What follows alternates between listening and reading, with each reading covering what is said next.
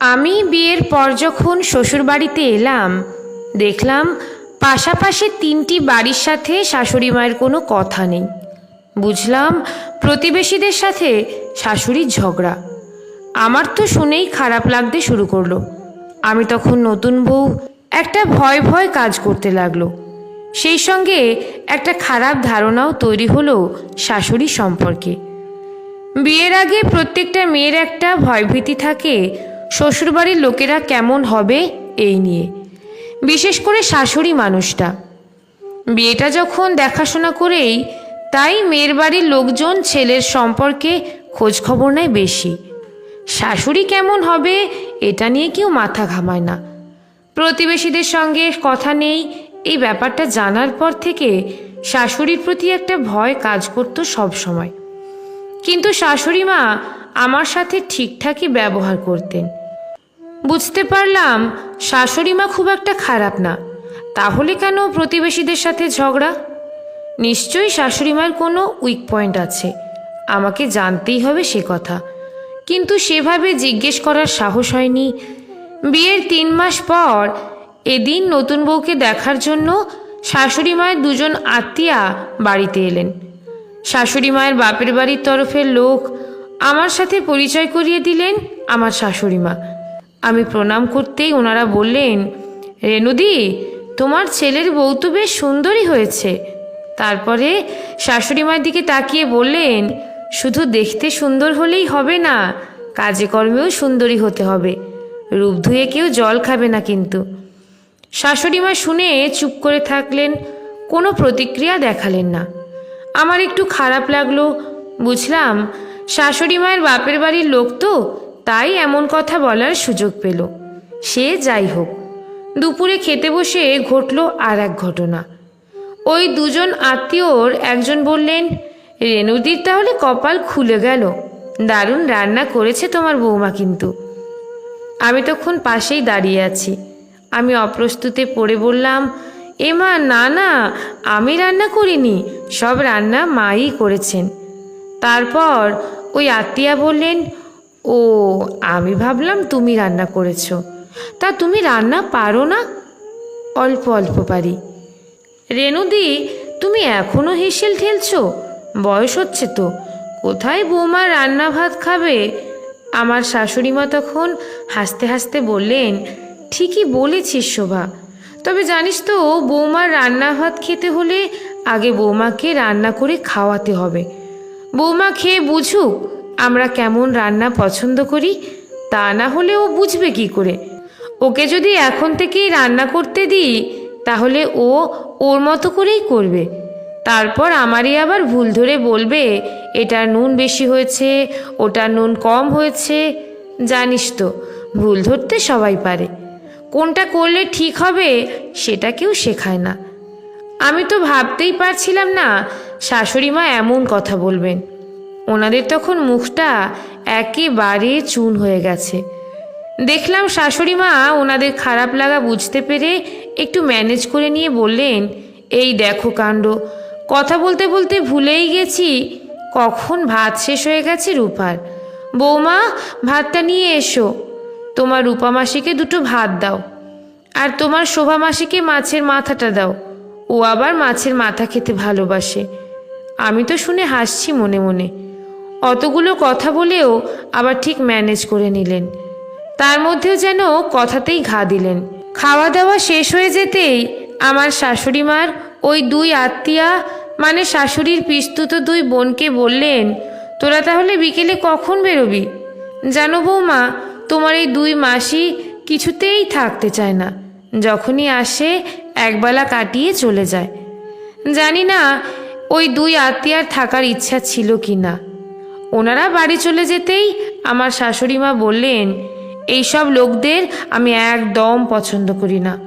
আমার নিজের পিস্তুত বোন তো কি হয়েছে, একবেলার জন্য আসবে, সংসারে আগুন লাগিয়ে দিয়ে যাবে, ওটাই ওদের স্বভাব। দেখছে আমি ভালো আছি, কিছু তো একটা করতে হবে, শাশুড়ি বৌমায় ঝামেলা বাঁধিয়ে দিয়ে আর কি। সেই প্রথম শাশুড়িকে একটু হলেও চিনতে পারলাম। বিয়ের পর আমি শাড়িই পরতাম। গ্রামের দিকে তখন চুড়িদার পরার অতটা রেওয়াজ নেই। একদিন শাশুড়ি বললেন, বাড়িতে চুড়িদার নাইটি পরতে পারো।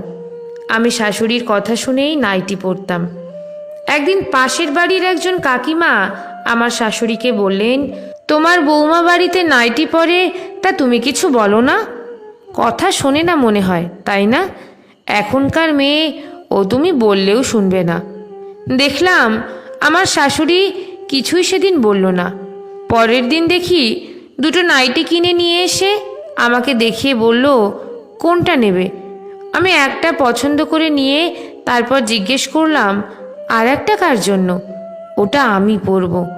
পরের দিন ওই কাকিমাকে দেখিয়ে আমার শাশুড়ি বললেন, ভাবছি এবার থেকে নাইটি পরব, শাড়ির থেকে দেখছি নাইটিই ভালো। ওই কাকিমা তখন একটু মুখ বাঁকিয়ে বলল, আমার শাড়ি ভালো লাগে। পরে আমি শাশুড়ি মাকে জিজ্ঞেস করে বলেছিলাম, আপনি হঠাৎ করে নাইটি পরলেন? সব কথা মুখে জবাব দিতে নেই, কাজেও দিতে হয়। কি পরবো, কি খাবো, সেটা বাইরের লোক ঠিক করে দেবে? এদের পাত্তা দিলেই সংসারে অশান্তি, আর যদি না দাও তাহলে ওদের মনের অশান্তি। এবার বুঝতে হবে কারা শান্তিতে থাকবে, আমরা না ওরা। যদি নিজেরা ভালো থাকতে চাই, এই রকম দু একটা জবাব দিতে হবে, স্ট্রেট কথা বলতে হবে। বুঝবে বনে বাঘ আছে, তাই বনে না যাওয়াই ভালো। শাশুড়ির সম্পর্কে ভুল ধারণাটা পুরোপুরি চলে গেল। আমিও শাশুড়ির নীতি শিখে গেলাম, আত্মীয়ই হোক আর অনাত্মীয়াই হোক, উচিত কথাই বলতে হবে, তাতে নিজেদেরই মঙ্গল। আমার শাশুড়ি বললেন, স্পষ্ট কথা বললে বন্ধু কম হয় আর শত্রু বেশি হয়। দুটো বন্ধু কমে কমুক, কিন্তু উচিত কথাই বলবো, স্পষ্ট কথায় কষ্ট কম। নিজেরা ভালো থাকার জন্য আমার শাশুড়ি কারো অন্যায় কথাবার্তাকে প্রশ্রয় দেয় না। পরনিন্দা পরচর্চা একদমই পছন্দ করে না। পাড়ার গোল টেবিল বৈঠকে শাশুড়ি মাকে কোনোদিনও বসতে দেখিনি, কিন্তু বিপদে ছুটে যেতে দেখেছি। তাই ভালো থাকতে গেলে জীবনে অনেক বন্ধুর প্রয়োজন নেই, কম মানুষই থাকুক, তাতে ভালো থাকা যায়। তবে আমার শাশুড়ির সাথে কি কখনো খিটিমিটি হয়নি? হয়েছে, রাগও হয়েছে, ঝগড়াও হয়েছে। শাশুড়ি মা এটাই শিখিয়েছে, এমন কোনো বাড়ি নেই যেখানে ঝগড়া অশান্তি হয় না। গটিবাটি পাশাপাশি থাকলে ঠোকাঠুকি লাগে। বিয়ের পর যেদিন প্রথম শাশুড়ির সাথে রাগারাগি হলো, আমি সেদিন রাগে খাইনি। আমাকে বকাবকি করে কয়েকটা কথা শুনিয়েছিল, তাই রাগে আমি আমার ঘরে শুয়েছিলাম। সেদিন শাশুড়ি মা আমার ঘরে এসে বললেন, বৌমা উঠে বসো, একটা কথা তোমাকে আজ বলবো। নিজে থেকেই যখন আমার ঘরে এসেছেন, তাই উঠে বসে রাগ দেখিয়ে বললাম, বলুন। শাশুড়ি মা আমার হাত ধরে বললেন, এই যে তোমার হাতের আঙুলের নখগুলো যখন বেড়ে যায়, তখন নখগুলোই কেটে বাদ দাও, আঙুল কিন্তু কেটে বাদ দাও না। নখ কিন্তু আঙুলেই বাড়ে। সংসারে থাকতে গেলে একটু আধটু ঝামেলা তো হবেই, তাই ঝামেলাটুকু মনে না রেখে সেটা বাদ দিয়ে দিলে দেখবে সংসারের সব ভালোটুকুই পড়ে আছে। রাগ না করে খাবে চলো, রাগ করতে হলে খেয়ে দিয়ে রাগ করো। শাশুড়ির ওই কথাটাই আমার সংসার জীবনের মূল মন্ত্র। কথাটা এত ভালো লেগে গিয়েছিল যে সেই থেকে এখনও মনে গাঁথা আছে। তবে শাশুড়ি মার ওই কথাটা ভীষণ দামি, রাগ করতে হলে খেয়ে রাগ করো। সত্যিই তাই, যখন রাগ হবে না খেয়ে থাকলে দেখবেন আরও রাগ বাড়ছে। একবার খেয়ে নেবেন, সব রাগ চলে যাবে। বিয়ের পর আমরা মেয়েরা শুধু শ্বশুরবাড়ি যাই না, শাশুড়ির হেসেলে গিয়েও উঠি। শাশুড়ি মানে খারাপ নয়, তাই কারো সম্পর্কে খারাপ চিন্তা না করে ভালো চিন্তা করাটাই ভালো, তাতে ভবিষ্যতে ভালোই হয়।